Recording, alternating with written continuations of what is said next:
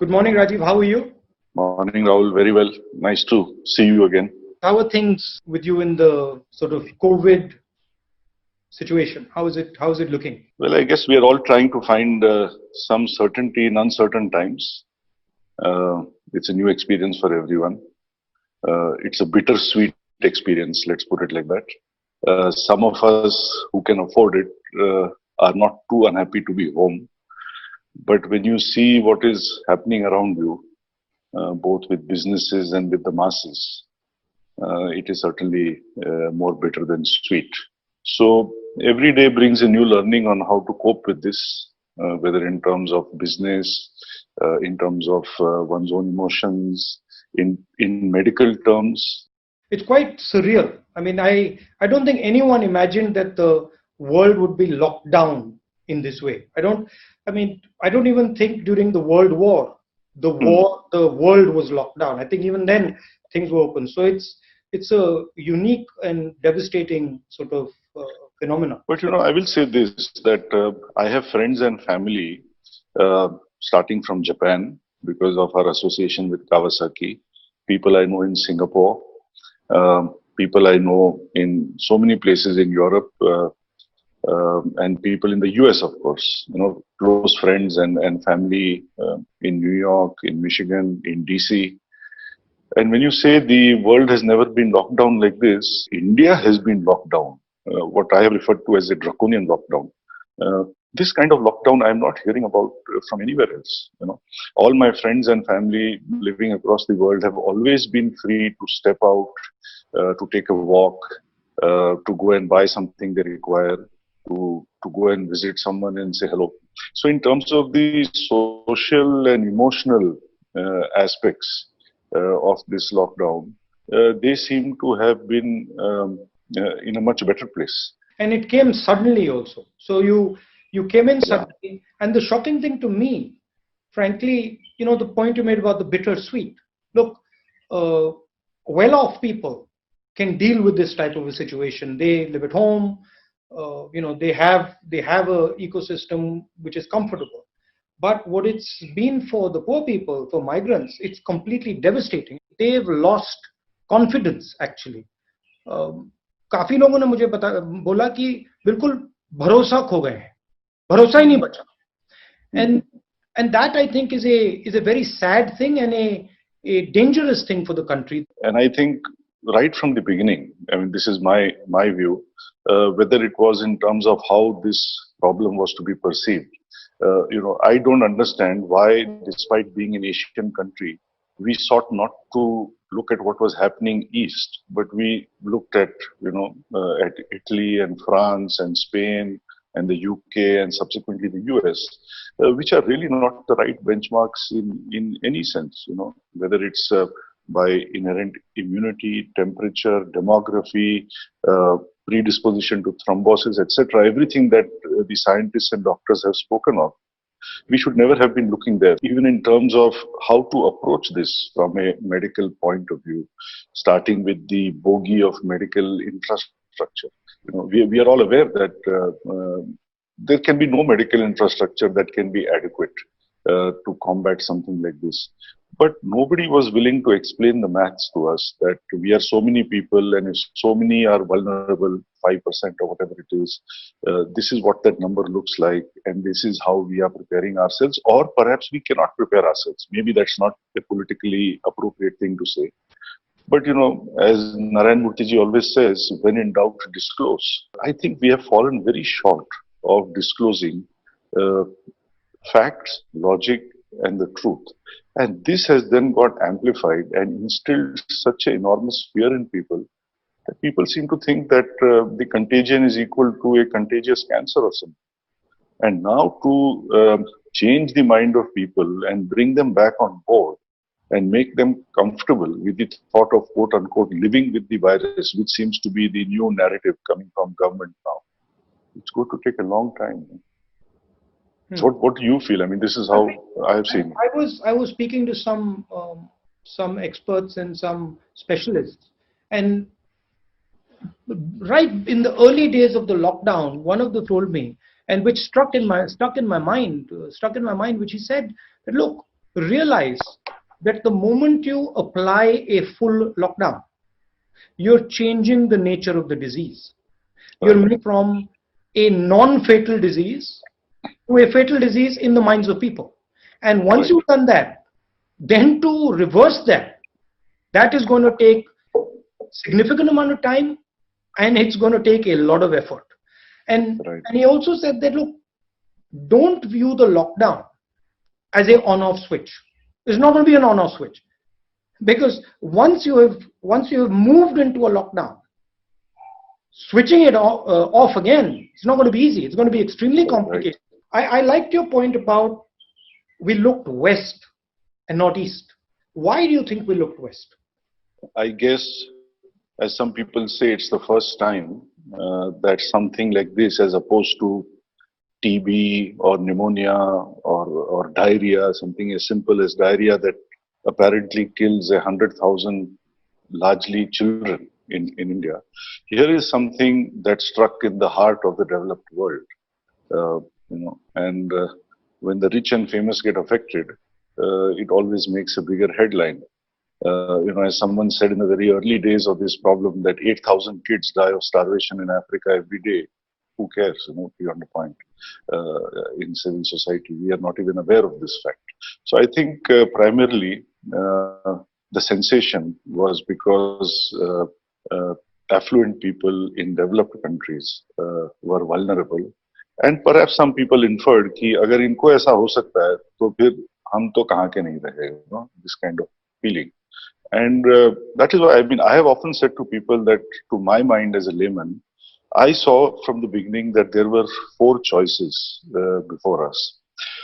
At one extreme, on the left, if I may say so, is the choice of a hard lockdown, as you said, which implies a almost airtight, impervious lockdown.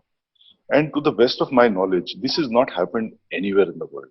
Because to physically constrain yourself to your home and see absolutely no one. On the other extreme, I would say is, business as usual. Just ignore it, carry on, jo hoga hoga type of thing. Nobody says this either. So everybody's trying to find a middle path, I think, between these two extremes.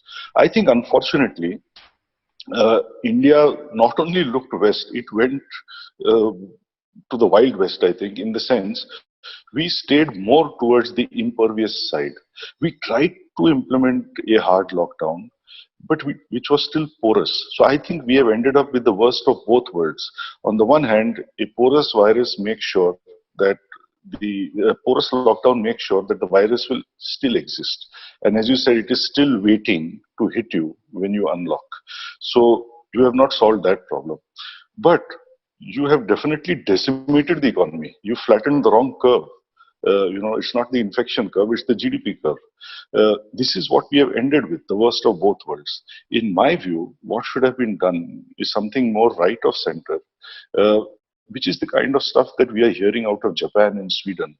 And people, when they hear about this in terms of being articulated as herd immunity, tend to think that herd immunity means, let the vulnerable die. It doesn't mean that at all. They're missing the details that whether it's in terms of sanitization, masks, distancing, Sweden, Japan, etc. are following all these practices. But they are not trying to go further into the unproductive zone, as you said, and make something that is relatively benign and manageable appear to be fatal and beyond control.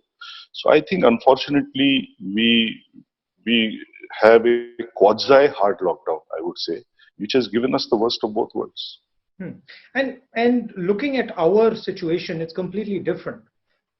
We have migrants, we have daily wage labor, and for some reason we looked west. Interesting question to me is, why didn't we look internally for our own solution? Instead of looking to the west or even to the east, why didn't we say, okay, we're actually a confident country, let's look at ourselves and let's come out with an Indian solution, which is, sort of what you do with your motorcycles. So why was that not the natural impulse? So if you were to kind of have the luxury of going back to middle of March, जब प्रधानमंत्री जी ने पहले वो जनता curfew announce किया, फिर उन्होंने the first lockdown announce किया, Yeah.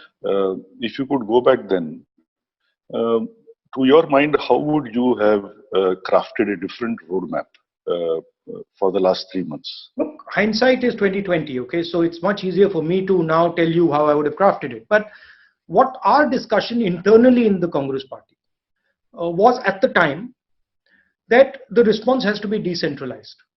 The central government has to operate as a support system and as an enabler.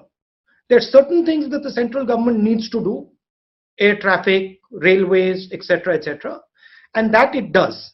But then it moves the battle to the district, moves the battle to the chief ministers, and allows them and enables them to fight.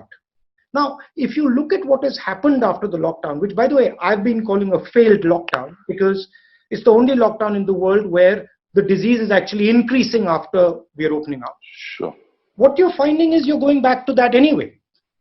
The central government has backed off and has now said, okay, we are going to be forced to leave it to the states. So the correct response is actually happening organically. Because that's but now it is happening. But no, it's too late.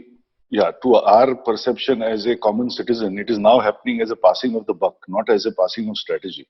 Well, that's fine. That might be the case, but the result is that India has had a 2-month pause button, and then India is now going back and reacting the way it should have reacted on day one, and now the country has taken over. Right? And then you can see different strategies coming out.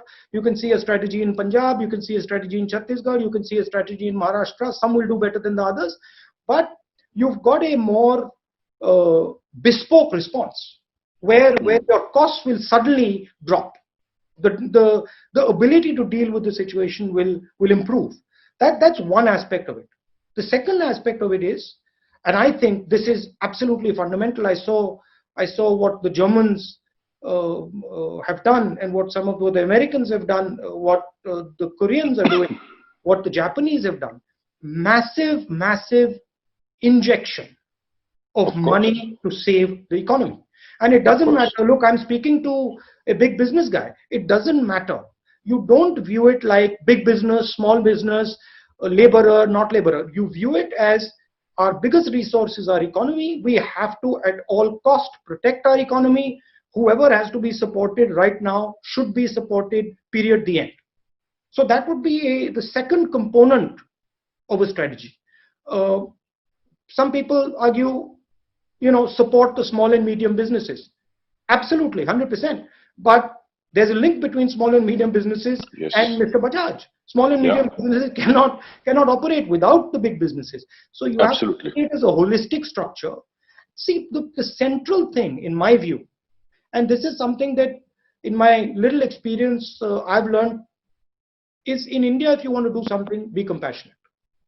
Be compassionate, listen. And the country will automatically tell you what it is desiring. So there are people right now screaming in pain, and the most obvious are the manual laborers, the daily wages, and maybe the farmers, and then the small and medium business. But big business is also screaming in pain because even they can't see a future. So huge component of it is building confidence. The leadership to build confidence to say, okay, listen, we are here. The country has had a terrible time. There's a virus that has hurt everybody. Now we are going to support everybody and carry everybody out, help carry everybody out together from this situation. So there's an empathy that has to be built into it, where the Indian citizen, whether he is big business, medium business, laborer, farmer, says, "हाँ भाई, हो जाएगा, निकल जाएंगे, नैया पार हो जाएगी." That feeling has to come. And that's my main issue, is that when you have a top-down situation, that empathy is not there. And then you basically break the will of people to fight. So that would be my long answer to you. I don't know what you think about that. No, I mean, I agree with most parts of what you're saying. To put some color onto that, I was speaking with the Pune Police Commissioner, Dr. Venkatesham, who's a very fine man. And I said to him, Dr. Saab, my dissonance is that for the 50 years I have lived in Pune, and I'm particularly sensitive to the fact that India is the capital of the world when it comes to fatalities from road accidents. Whatever be the causes, but that's the net result. But मैंने आज तक ऐसा कभी नहीं देखा कि जब लोग 30, 40, 50% लोग बिना हेलमेट के राइडिंग करते हैं तो फिर पुलिस वाले क्या करते हैं 99.9% ऑफ द टाइम कुछ नहीं करते हैं ऑन द अदर हैंड किसी ने अगर मास्क नहीं पहना या somebody steps out for a morning or evening walk, you are caning them, you are making them do exercises in the middle of the road to humiliate them. आपने उनके हाथ में बोर्ड लगा दिया कि मैं देशद्रोही हूँ, मैं गधा हूँ, etc. I mean, where is proportion in the way we are treating our own people? You talked of compassion. I'm giving you the examples I have seen with my own eyes over here. I've seen senior citizens being caned for simply stepping out to get some fresh air. We hear stories of people from Japan to the US getting $1,000 a person, not as a stimulus, as support. So we are not even talking stimulus here. We are just talking support, whether it is for big business, small business, and for individuals. I am not aware of how authentic these numbers are, but I am told in many places in the world, 2/3 of the what the government has handed out has gone to organizations and to people as direct benefits. Whereas in India, it's been only 10%. I mean, you would be better placed to comment on why this is so. Why have we not chosen to put more directly in the hands of people?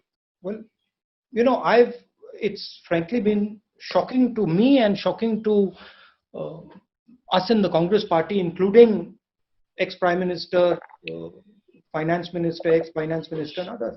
And I've been trying to figure this out myself. So a couple of days back, I sent a feeler to some of the government people. I said, I don't understand why you're not giving a stimulus. Because logically to me, it just makes absolute sense. And I said, look, forget the politics of it. Just give me the logic of it. Because I want to understand the logic. I don't understand the logic. And the response I got, it was a couple bullet points. Point number one, there is a huge opportunity for India with regards to China. Point number two, if we give a handout to our labor now, bigad jayenge, basically, they will get spoiled and they will not come back from their villages. Point number three, we might send the wrong message to the international community who we will need to invest in us. And point number four, later we might consider giving money to these laborers and small and medium businesses. Image is based on strength. Strength can never be based on image. But here, you're defending the image and you're destroying the strength. The strength, whoever is going to invest in India is going to invest not because of your image, they're going to invest because of what you are, what you have. And what you are and what you have is your economy. So the first logic has to be defend that economy. And if you defend that economy well, you will have an image and you will succeed in inviting whoever you want over here. But if you don't have an economy left, well, there's nothing. I strongly believe that a large country like India cannot save itself out of trouble. It has to sell itself out of trouble. We have to get demand going again. We have to provide something that lifts the mood of the people. We need some mood elevators out there. And I do not understand why there is no strong initiative, even if it is for a period of 6 months, 1 year, to strongly lift the mood of the people and provide a stimulus to demand. The economy slowed down before Corona. Of course. Unemployment was becoming a serious problem before Corona. And now Corona has sort of pushed it over the edge. How do you see India taking care of its unemployment problem? Like how do we think about it moving forward? Of course, you're a part of the puzzle. Small and medium industry is a much bigger part of the puzzle. How do you unleash this manufacturing, which I believe is absolutely critical. I mean, I'm not one of those people who thinks that India can be built without manufacturing.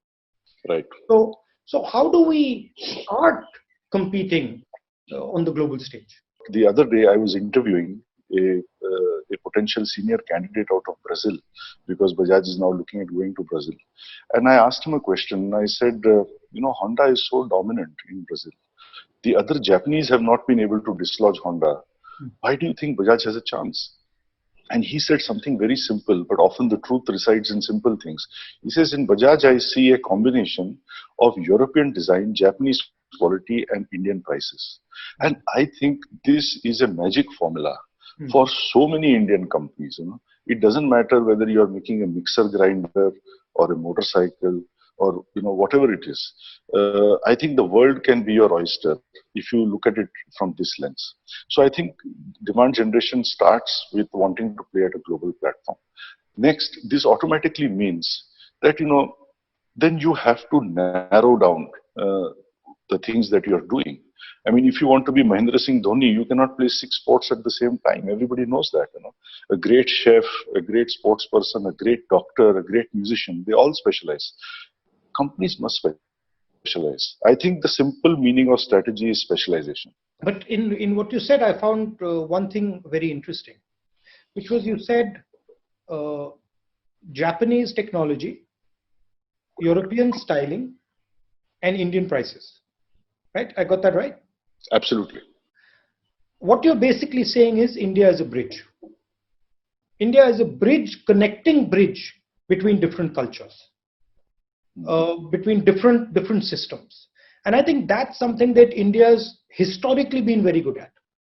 And if you look when we've been successful, we've always operated as a connector, whether it is in our sort of foreign policy, whether it is in our business system, whether it is in our philosophy. We have the ability which not many countries and civilizations have of absorbing. That's a powerful thing for us. Yeah, and I agree with you. That's a very valid point. I never looked at it like that. And I think I was just asking myself as you were speaking, why is this the case? Of course, it is partly our temperament, I suppose. Partly it's our proficiency in English, I suppose, etc. But more than anything, I think when I reflect on that, it is because we are very open as a people. I don't mean this negatively. I would say we demonstrate more openness to understand, to learn. Sometimes maybe we are in awe of them. That's why we do it. Maybe sometimes it is genuinely we are intellectually turned on by something. But whatever it is, we are very open as a people. We are very open as a country. It may work against us sometimes. This openness, should never be lost. This is very important, as you were saying, whether it's in terms of government or in terms of business. But you said openness, right? And we are open, our civilization is open, because there has been traditionally a certain tolerance in our country. I mean, jo kehna keh do, right? And that's been the case. One gets the sense that has reduced significantly over the last couple of years. I mean, I'll be candid with you. Yesterday, a friend of mine asked me, what's your next interview? And I said, oh, I'm, speaking to Bajaj, Mr. Bajaj. And the guy said, oh, dum hai bande mein. So I said, what do you mean? He said, well, he's got guts to speak to you. Right? And that is the sense. Yeah. So, I mean, I tell you what my experience is. In fact, very similar to yours. I shared with someone yesterday that kal 12 baje, I'm speaking with Rahul and this thing. And the first reaction was, don't do it. I said, but why not? Nahi mat karna, this can get you into trouble. I said, but I may have said some things perhaps a little too vehemently, but I have said it on Indie TV. I have said it on in the Economic Times newspaper. I have said it on Aaj Tak. I have said it on so many channels, so many media. So, अब गलती है तो फिर गलती हो चुकी है. एक और बार हो गया. जैसे नहीं, मीडिया में बोलना एक बात है, but राहुल गांधी से बातें करना एक दूसरा बात है. So then I pushed that actually a bit. I'll tell you very candidly. I said, "यार, we are going to talk about business, economics, lockdown, what to do, how to move forward, technology, products. He loves motorcycles. I'm sure he will talk about motorcycles, etc." अब ये बातें भी नहीं हो सकती है क्या? So that person maintained that why take a risk? Do you think this sort of mahal that you spoke about of fear damages business in any way?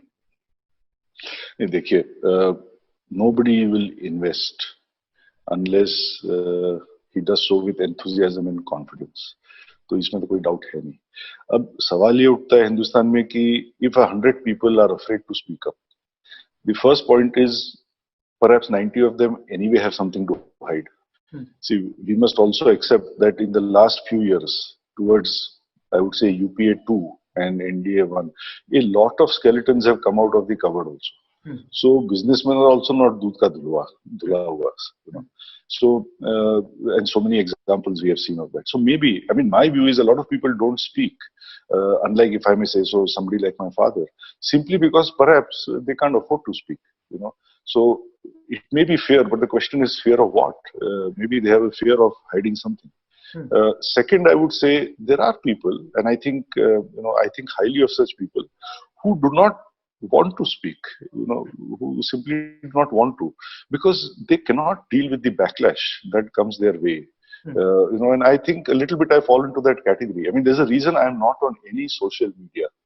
And without naming a couple of channels, I will say to you that even yesterday, I had an invite from the most prominent channel that is very pro-government, if I may say so. And I refuse to be on such channels because, you know, the kind of stuff one hears on social media or the way one sees things conducted in panels on such channels, this is deeply distressing to anybody who is remotely sensitive. You know, so I think, yes, in terms of being tolerant, in terms of being sensitive, I think India needs to mend a couple of things. Final question. Now we're in the process of opening up. How do you think about your supply chain as we open up? When does your supply chain actually start to function at a reasonable level? What Rahul, opening up do we require? See, I am not seeing that smooth, concerted, rhythmic movement towards unlocking. Yes, I understand based on what I have heard yesterday also that we are moving in that direction.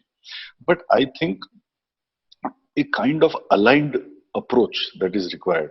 Ki bhai, one person will say one thing. I don't know whether that is to be the chief minister of the state or the DM or whoever it is supposed to be.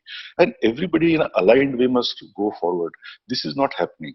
And I think the blame for this rests again with the kind of fear we created in the first place, you know, that infection is equal to death.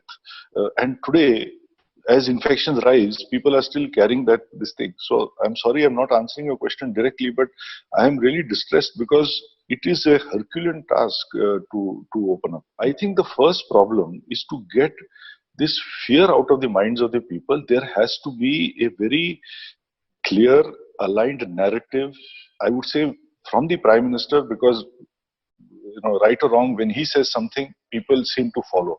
I think he needs to stand up and say to everyone that this is how we are going to move forward. It's all under control. Do not fear infections. No, almost nobody is dying, you know, and we have to move forward now. Okay. Well, thank you. Thank you very much, Rajiv. Lovely. Thank you so much time. So much time you spent with me. Thank you very much. Really appreciate it.